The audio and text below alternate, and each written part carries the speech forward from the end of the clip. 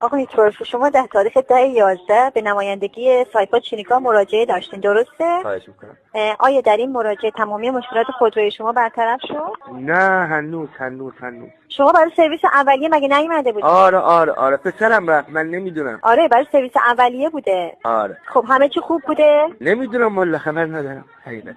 چرا پس ماشین دست کیه؟ پسرم بردش اینجا. آها خب باشه، اشکال نداره آقای توفیق، خیلی ممنون از اینکه تماس ما رو برگردوندین. همین. آره دیگه، میخواستم ببینم، خب ما میخوایم در مورد خودروی شما سوال کنیم. پراید میگه سوال کردن داره.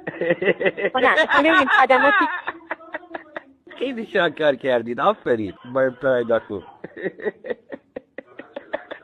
برای پراید فعال میکنم. بگو. الو. بله بفرمایید آقای توفیق. بله. میخواستم ببینم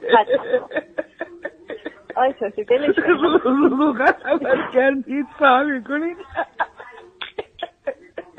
پراید درست. بابا یه مملکت تو فیلم و ما هم وارد فیلم شدیم، پراید خریدیم. آقای توفیق. بله. خدماتی که ارائه شده راضی بودیم یا نه؟ بابا یه خبر کردید، خدمات بکنم. باشه اشکال نداره، پس مشخص کاملا کرد. خدا بابا برای پسرم خریدم. نگهدارتون. خدا شما.